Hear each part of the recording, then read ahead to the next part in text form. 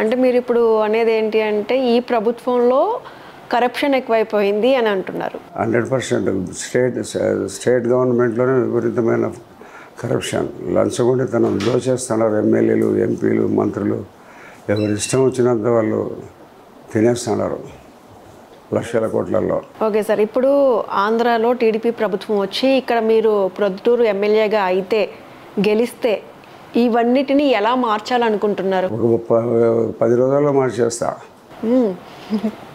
పవర్కు అందరూ దాసోహం అంటారు.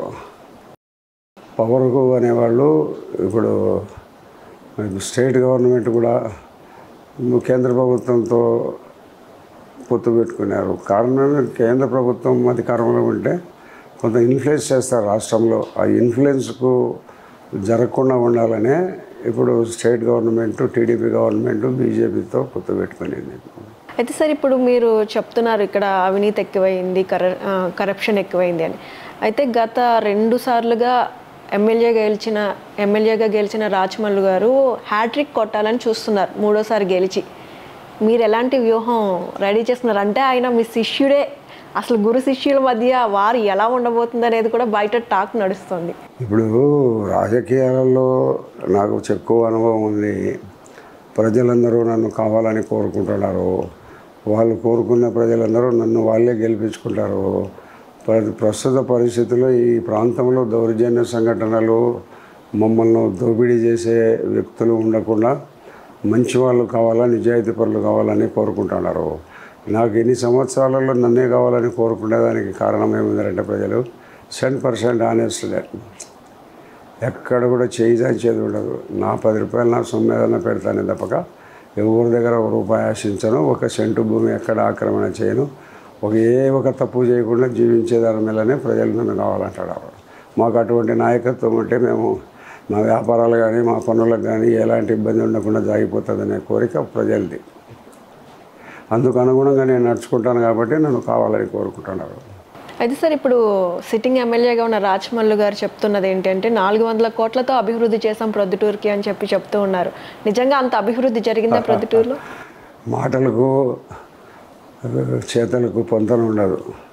కాబట్టి ఏం చేసినా పోయిన 2004 నుంచి 19 వరకు అపోజిషన్ ఏం లేదు. 2019 నుంచి 2024 వరకు ₹1,000 కోట్ల సంపాదించుకునేది ఆయన అభివృద్ధి. సార్ మీరు అప్పుడు చూసిన రాజకీయాలకు ఇప్పుడున్న రాజకీయాలకు తేడా ఏంటి? రాజకీయాల్లో చాలా తేడా ఉంది. అప్పుడు ప్రజలు నిజాయితీగా ఉండేవాళ్ళు, నాయకులు నిజాయితీగా ఉండేవాళ్ళు, నిజాయితీగా ఉండే నాయకులను గౌరవించేవాళ్ళు. ఇప్పుడు కొంత మారిపోయింది. అప్పుడు పరిస్థితులకు ఇప్పుడు పరిస్థితులకు చాలా తేడాలు ఉన్నాయి. నిజాయితీ తగ్గిపోయింది.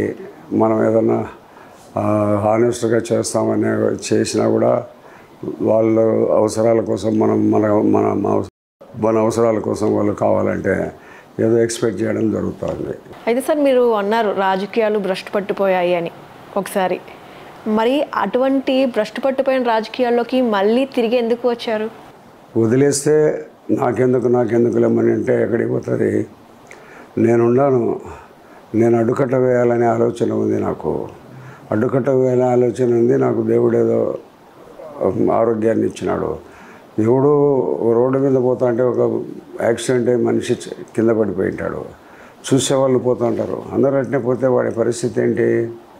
వాడిని మనం చూస్తే బండిలోకి మార్చుకోవాలా, ఆసుపత్రిలో చేర్పిస్తే వాళ్ళ ట్రీట్మెంట్ జరుగుతాడు, వాడు బతుకుతాడు. అందరూ పట్టించుకోకుండా పోతే వారి పరిస్థితి ఏమి? ఆ మాదిరిగానే అందరూ వదిలిపెడతా అంటే నేను అట్లా వదిలిపెట్టుకోదలుచుకోవడం. ఎందుకు వదిలిపెట్టాలి? నేను స్వతంత్ర భావాలు కలిగిన నేను రాజకీయాల్లో ఉన్నత స్థాయికి ఎదిగిన వ్యక్తిని చూస్తా. నేను ఎందుకు కోరుకుంటా ఉన్నాను అట్లా. చివరి క్షణం వరకు నా పోరాటం నిజాయితీ కోసం కొనసాగిస్తూనే ఉంటా. మీరు రాజశేఖర్ రెడ్డి గారి హయాంలో ఎమ్మెల్యేగా పనిచేశారు. తర్వాత ఇప్పుడు జగన్మోహన్ రెడ్డి గారి ప్రభుత్వం ఎలాంటి పాలన చేస్తుందో చూస్తూ ఉన్నారు. అసలు రాజశేఖర్ రెడ్డి గారి పాలనకి జగన్మోహన్ రెడ్డి గారి పాలన గురించి మీరేం చెప్తారు? రాజశేఖర రెడ్డి పాలనకు జగన్మోహన్ రెడ్డి గారికి ఆకాశానికి భూమికి తేడా ఉంది. అతను ఒక విజన్ ఉండే నాయకుడు. ఒక మనిషిని పిలిస్తే ఆ పిలుపులో ప్రేమ ఉంటుంది. రాజశేఖర రెడ్డి పిలిస్తే నన్ను ఎప్పుడూ అన్న అనేవాడే. ఆయనకంటే నేను ఒక 5 ఏళ్ళు పెద్దవాడిని అయిన కారణం కూడా అన్న అనేవాడి పేరుతో పిలిచేవాడు కాదు. ఆయన ఒక పిలుపు పేరు పెట్టి పిలిస్తే ఆ మాటలో ప్రేమ ఉంటుంది. ఇతను అటువంటి వాళ్ళ నాయన లక్షణాలు ఒక 10% ఏంలో లేవు.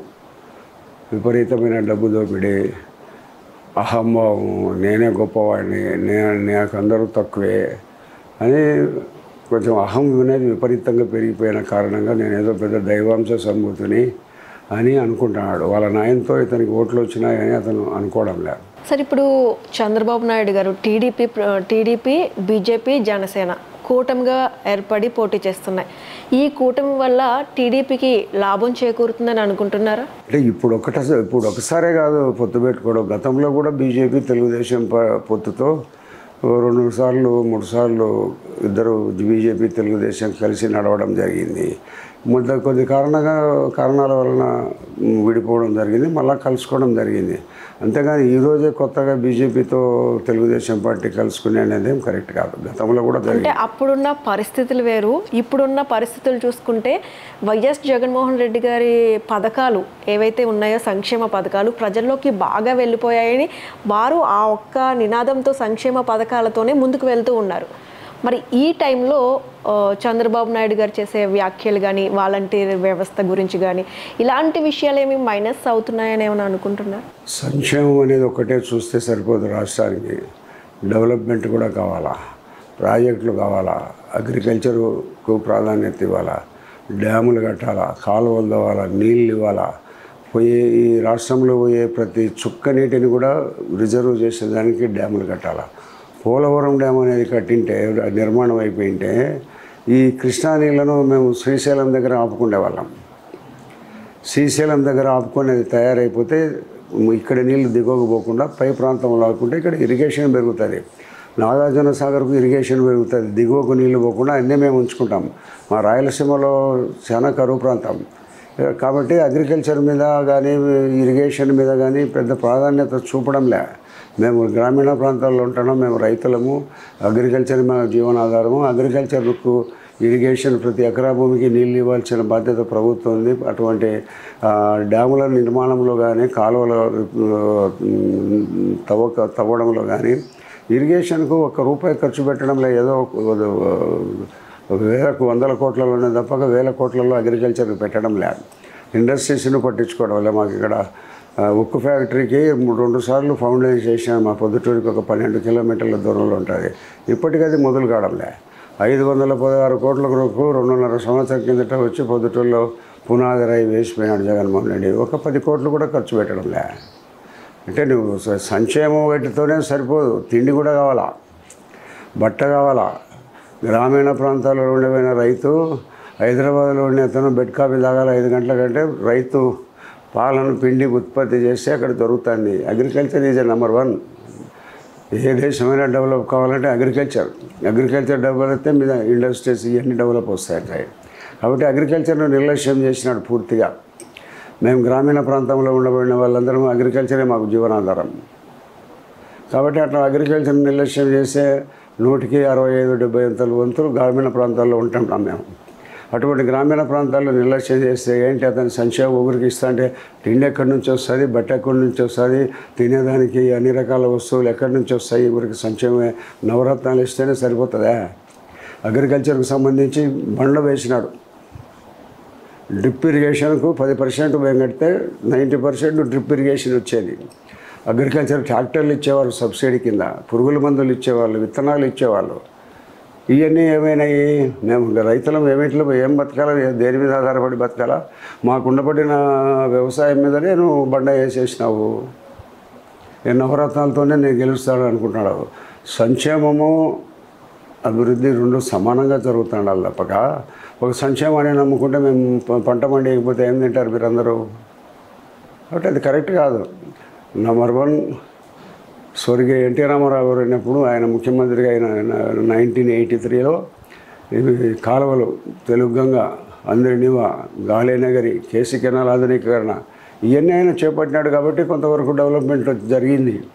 తర్వాత వచ్చిన చంద్రబాబు నాయుడు మళ్ళా 94 వరకు ఆయన 2004 వరకు ఆయన ఉన్నాడు, ఆయన కొనసాగించినాడు. తర్వాత వచ్చిన రాజశేఖర రెడ్డి ఇంకా ఎక్కువగా పెంచి చేసినాడు. ఈయన వచ్చిన తర్వాత మళ్ళీ 2014 నుంచి 90 వరకు కొంత వర్క్స్ జరిగినాయి ఈ ఇరిగేషన్కి సంబంధించి. 2019 నుంచి ఇంతవరకు ₹1 ఎక్కడ పని ఖర్చు పెట్టింది లేదు. రూపాయి అంటే రూపాయి కాదు, సంవత్సరానికి బడ్జెట్లో దాదాపు 100 కోట్లు కేటాయింపులు ఉండే పరిస్థితి ఉండింది. ఇప్పుడు కేటాయింపులు లేవు, పనులు లేవు, కాంట్రాక్టర్లే ముందుకు రావడంలే. కాంట్రాక్టర్లు నాకని లెస్ చేసుకునే వాళ్ళ పనులు ఏదో కష్టపడి సంపాదిస్తే ₹10 మనకు వస్తుందని కాంట్రాక్టర్లు బిల్లులు ఇవ్వడంలే. కాంట్రాక్టర్లు ఎవరు పిలిచినా రావడంలే. రోడ్లలో గుంతలు పూడ్చిన వాళ్ళకు కూడా వచ్చే టెండర్లు పిలిస్తే రావడంలే. ఈ ప్రభుత్వం అనేది అన్ని కోణాల నుంచి ప్రభుత్వం నడపాలి. ఇదేదో ఆయన ఎట్లుందంటే జగన్మోహన్ రెడ్డి ఆయన ఇడుపులపైన నా సొంత రియల్ ఎస్టేట్ స్టేట్ గవర్నమెంట్ అనుకుంటున్నాడు. అది కరెక్ట్ కాదు. Please do subscribe to Telugu Rajyam channel. Please do subscribe to Telugu Rajyam channel. Please do subscribe to Telugu Rajyam channel. Hi అండి, నేను మీ ఆర్పీని, నెల్లూరు పెద్దారెడ్డి చేపల పులుసు ఓనర్ని. మీరు తెలుగు రాజ్యం అనే ఈ యూట్యూబ్ ఛానల్ సబ్స్క్రైబ్ చేసుకుని మంచి మంచి వీడియోలతో వస్తారు. Thank you so much. Hi people, I'm Sonakshi Verma and you please watch Telugu Rajyam and please subscribe to the channel.